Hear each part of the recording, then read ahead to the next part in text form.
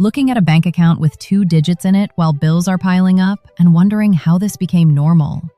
That feeling when the checking account balance drops below $50 a week before payday, and there's still gas to buy and food to get. Being broke in your 30s hits different, because this was supposed to be the decade where things got easier, not harder. But here's what nobody talks about. Most people around this age are in the same boat, and there's actually a system that can turn this around in 30 days without needing a miracle or a second job. First, create a simple monthly checklist. It doesn't need to be complicated, just a list of the key habits that need to continue. Track spending weekly. Review and cancel unused subscriptions quarterly. Check savings balance monthly. Look for money leaks every few months. Having it written down makes it more likely to actually happen. Second, schedule a monthly money date. Pick one day each month, usually right after payday, to sit down for 30 minutes and review the finances. Look at what came in, what went out, and whether the plan is still working. Adjust as needed. This regular check-in prevents small problems from becoming big problems. Third, set the next savings goal. If the first goal was 1 month of expenses, the next goal might be 2 months.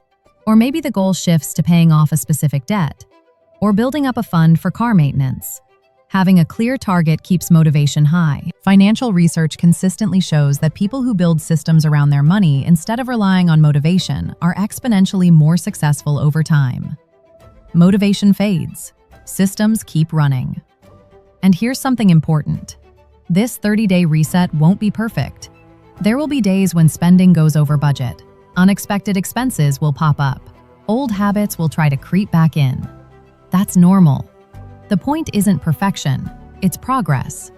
Even saving an extra $100 over these 30 days is $100 that didn't exist before. That's real progress. According to data from financial institutions, people who complete a focused 30-day money challenge typically save between $500 and $1,000 during that period. Some save more, some save less, but almost everyone who actually follows through ends up in a better financial position than they started. The bigger picture, being broke in your 30s isn't a character flaw. It's often the result of never learning these specific skills, combined with an economy that makes it harder to get ahead than it used to be. But knowledge changes things. Knowing where money goes, having a plan for protecting it, and building habits that work on autopilot, these are the tools that shift someone from constantly stressed about money to having at least a small buffer against disaster. The research is clear on this. People with even modest emergency savings are significantly less likely to take on high-interest debt, miss bill payments, or experience financial catastrophe. They have better credit scores, lower stress levels, and more options when unexpected expenses come up. All of that becomes possible by following a 30-day reset like this one, and then maintaining the habits afterward. This isn't about becoming rich. It's about not being broke anymore. And for most people, that difference alone is life-changing. The constant anxiety about whether the account will overdraft starts to fade. The feeling of being one emergency away from disaster gets replaced with the knowledge that there's a buffer, even if it's small. 30 days can't solve everything, but 30 days can create momentum. And momentum is what turns short-term changes into long-term stability. Hit subscribe if this was helpful. This 30-day reset isn't about cutting out coffee or selling everything to live in a van. It's about fixing the specific money leaks that keep bank accounts empty and creating a buffer so unexpected expenses don't become disasters. Each step builds on the last one, and by day 30, the financial picture looks completely different than it did on day 1. But here's what most people don't expect. The biggest change doesn't happen where they think it will. Number 1. Days 1 through 3. Figure out where the money actually goes. Most people have no idea where their money disappears to each month. They know the big stuff: rent, car payment, insurance. But the other $1,000 that somehow vanishes? That's a mystery. And that mystery is exactly why bank accounts stay empty. Think of a bank account like a bucket with holes in it. Money pours in from the top every payday, but it's leaking out from dozens of tiny holes at the bottom. Some holes are obvious. Those are the bills everyone knows about. But the sneaky ones?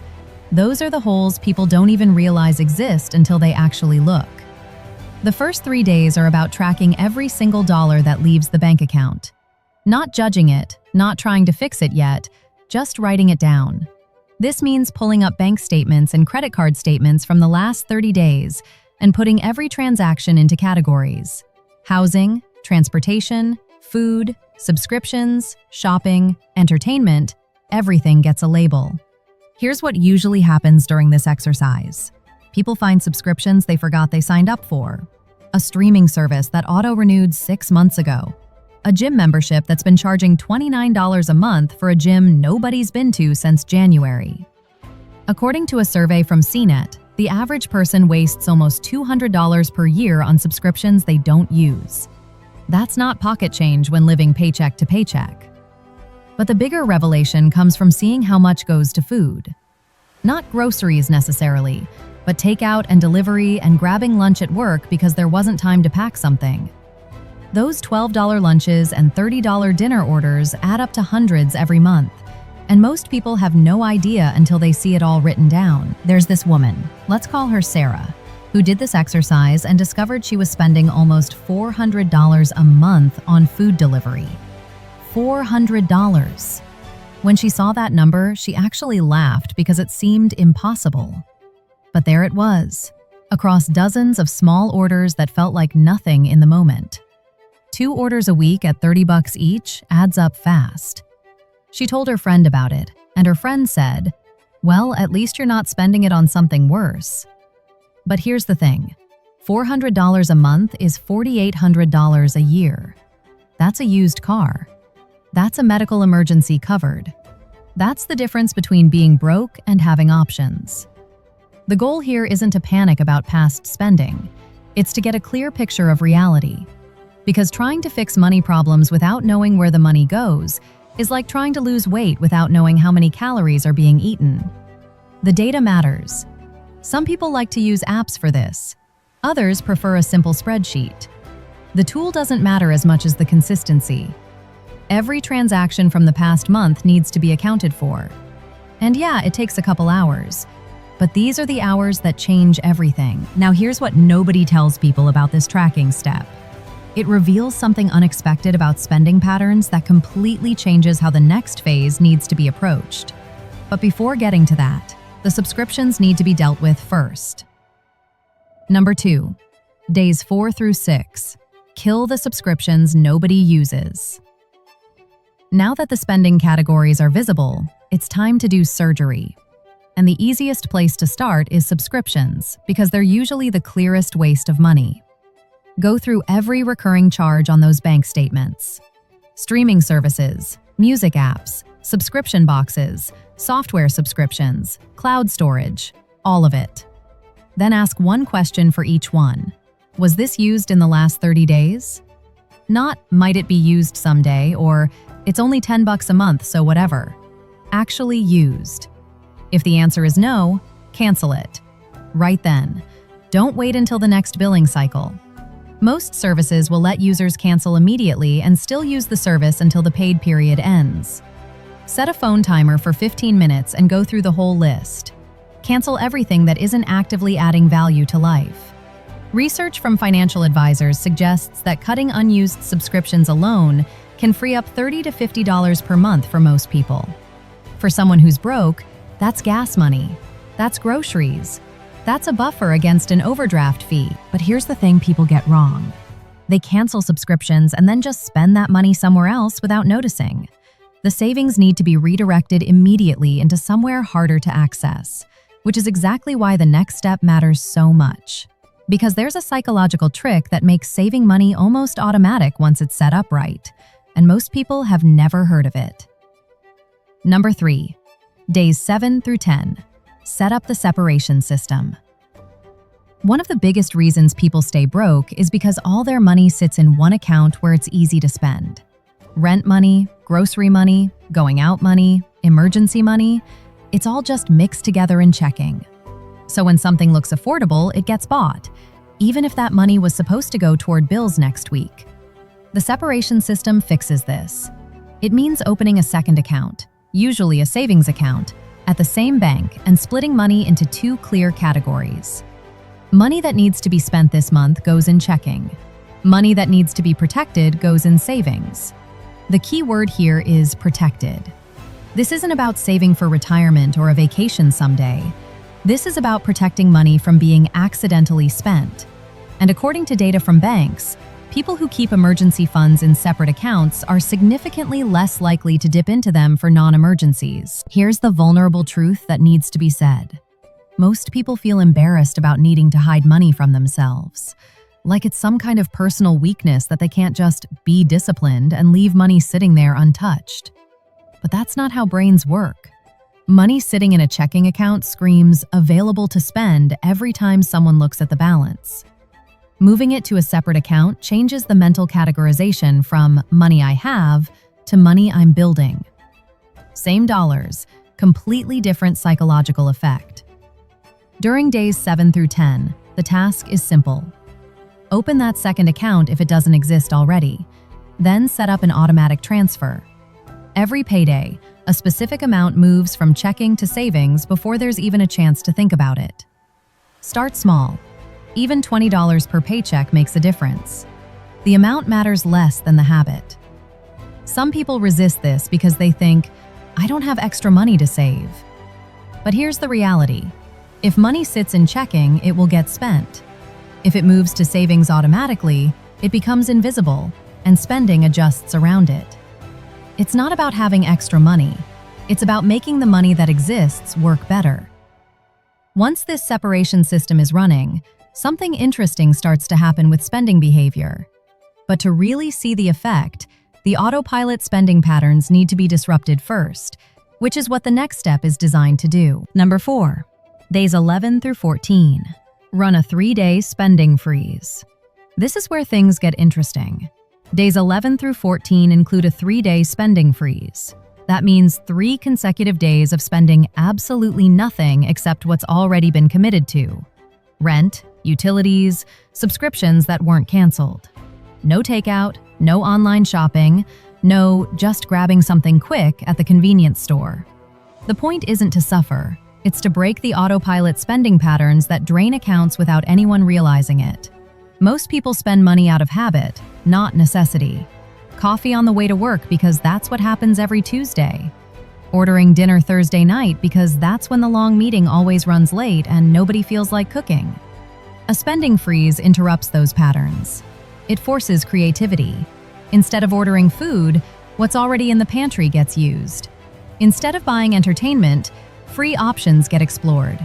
Going for a walk, watching something already owned, calling a friend, all the things that don't cost money but still fill time. Here's a weird story that illustrates this perfectly.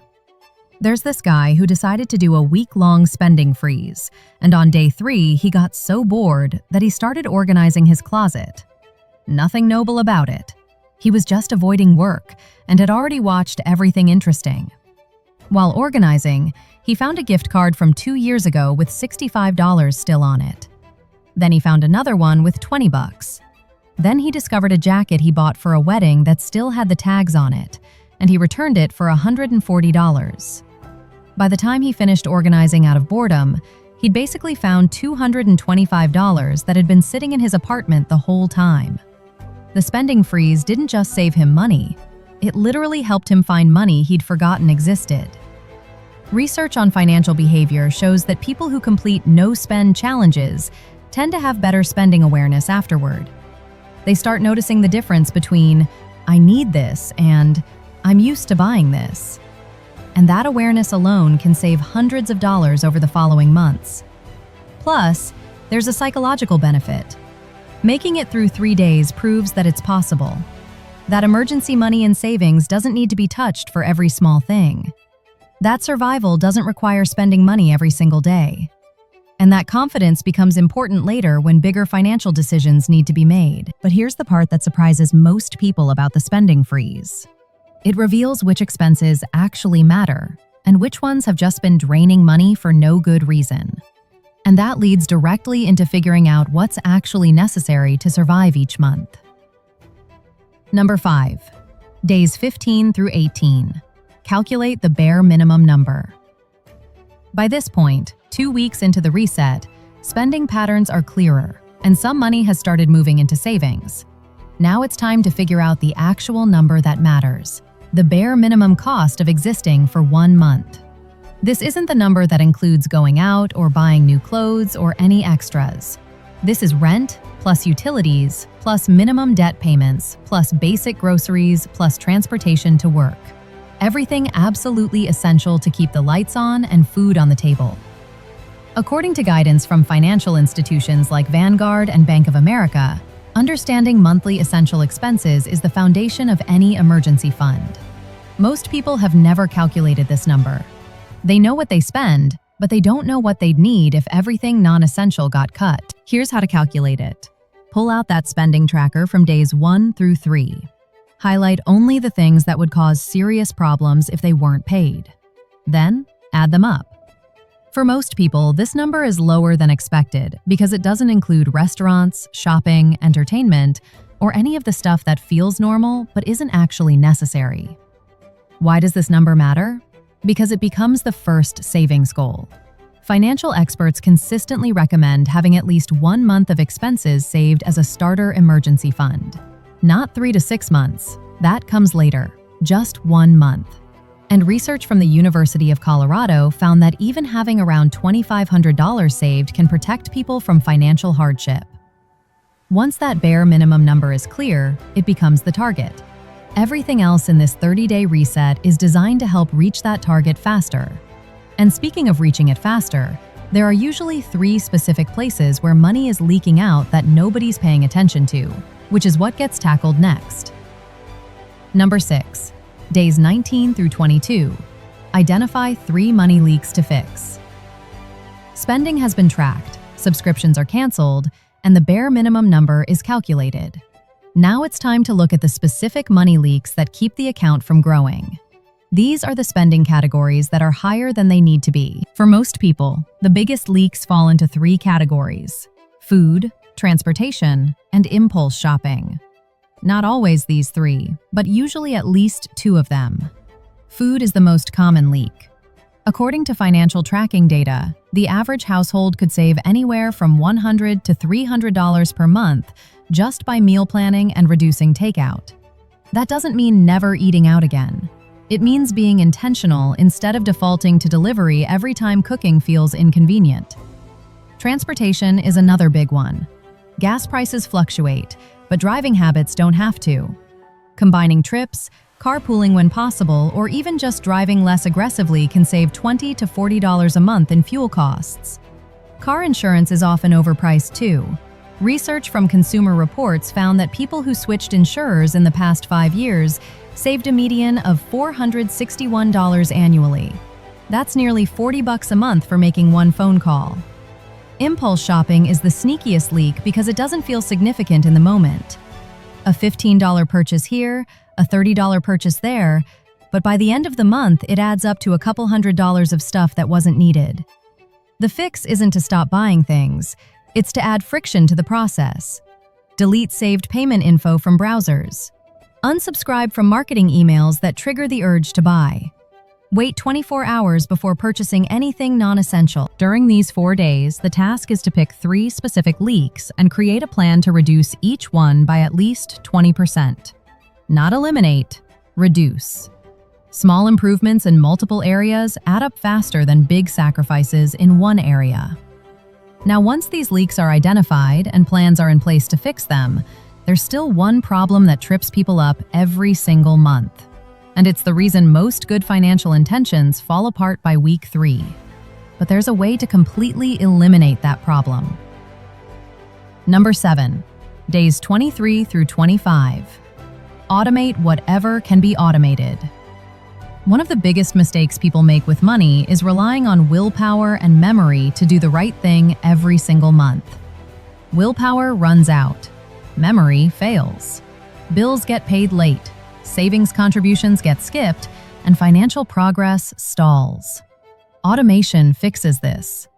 During days 23 through 25, the goal is to automate as much of the financial system as possible, so it runs in the background without requiring constant attention. First, automate bill payments. Most utilities, insurance companies, and lenders offer automatic payments. Set them up. This eliminates late fees and the mental burden of remembering due dates. According to financial research, people who automate bill payments are significantly less likely to miss payments or damage their credit scores. Second, automate savings. That transfer from checking to savings that was set up during days 7 through 10, make sure it's running smoothly. If possible, increase the amount slightly now that spending has been trimmed. Even an extra $10 per transfer makes a difference over time. Third, automate debt payments. If there's credit card debt or personal loans, set up automatic payments for at least the minimum amount due. This keeps accounts in good standing, even during chaotic months when everything feels overwhelming. The beauty of automation is that it removes decision fatigue. Money gets allocated correctly without having to think about it every single time. And research shows that people who automate their finances are more likely to stick with good habits long-term, because the system doesn't depend on motivation. Some people worry about overdrafts with automation. Valid concern. That's why the spending freeze and leak fixing work happens first. By the time automation gets set up, spending should be low enough that automatic transfers won't cause problems. But automation only handles the money that's already coming in. To really accelerate progress, there's one more thing that needs to happen, and it's easier than most people think. Number 8, days 26 to 28. Find one way to increase income this month. Saving money is important, but there's only so much that can be cut before quality of life suffers. At some point, the other side of the equation matters, bringing in more money. Days 26 through 28 are about finding one realistic way to increase income this month, not starting a whole side business or working a second full-time job, just one thing that brings in an extra $50 to $200. Selling stuff is the easiest option. Most people have things sitting around that they don't use but someone else would pay for. Old electronics, clothes that don't fit anymore, furniture that's just taking up space. According to financial advisors, selling unused items can generate anywhere from $100 to several $100s depending on what's available. List items on marketplace apps, price them to sell quickly, and put every dollar directly into savings. Freelance work is another option for people with marketable skills. Writing, design, tutoring, handyman work, pet sitting, anything that can be done on evenings or weekends. Even one small project can bring in extra cash that accelerates the emergency fund. Overtime at work is worth considering too, if it's available. An extra shift or two this month isn't sustainable forever, but it can provide a boost right when it's needed most. The key is to treat this extra income differently than regular income. It doesn't go toward regular expenses. It goes straight to savings or toward paying down high-interest debt. This is found money, and found money should be used to build security, not maintain lifestyle. Research from organizations like YNAB shows that people who actively look for ways to increase income, even temporarily, tend to reach their savings goals much faster than people who only focus on cutting expenses. And here's what makes all of this actually stick beyond 30 days. Something that happens in the final 2 days that determines whether this becomes a permanent change or just a temporary experiment. Number 9. Days 29 through 30. Build the ongoing system. The 30-day reset is almost over, but the work doesn't stop at day 30. These last 2 days are about turning everything that's been learned into a system that runs month after month without falling apart. First, create a simple monthly checklist.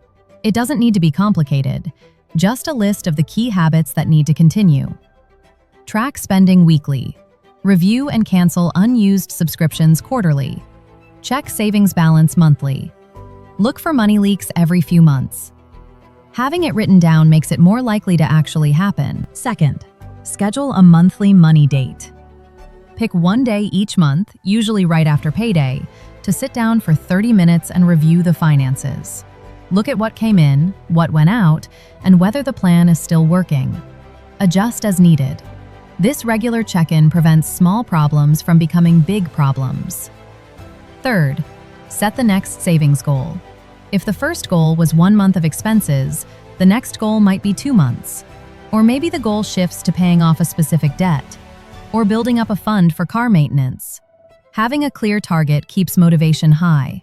Financial research consistently shows that people who build systems around their money, instead of relying on motivation, are exponentially more successful over time. Motivation fades, systems keep running. And here's something important. This 30-day reset won't be perfect. There will be days when spending goes over budget.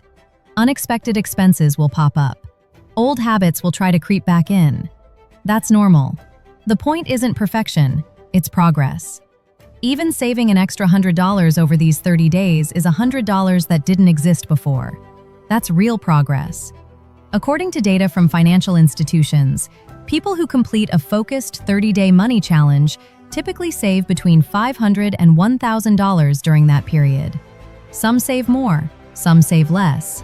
But almost everyone who actually follows through ends up in a better financial position than they started. The bigger picture. Being broke in your 30s isn't a character flaw. It's often the result of never learning these specific skills, combined with an economy that makes it harder to get ahead than it used to be. But knowledge changes things. Knowing where money goes, having a plan for protecting it, and building habits that work on autopilot, these are the tools that shift someone from constantly stressed about money to having at least a small buffer against disaster. The research is clear on this. People with even modest emergency savings are significantly less likely to take on high-interest debt, miss bill payments, or experience financial catastrophe. They have better credit scores, lower stress levels, and more options when unexpected expenses come up. All of that becomes possible by following a 30-day reset like this one and then maintaining the habits afterward. This isn't about becoming rich. It's about not being broke anymore. And for most people, that difference alone is life-changing. The constant anxiety about whether the account will overdraft starts to fade. The feeling of being one emergency away from disaster gets replaced with the knowledge that there's a buffer, even if it's small. 30 days can't solve everything, but 30 days can create momentum. And momentum is what turns short-term changes into long-term stability. Hit subscribe if this was helpful.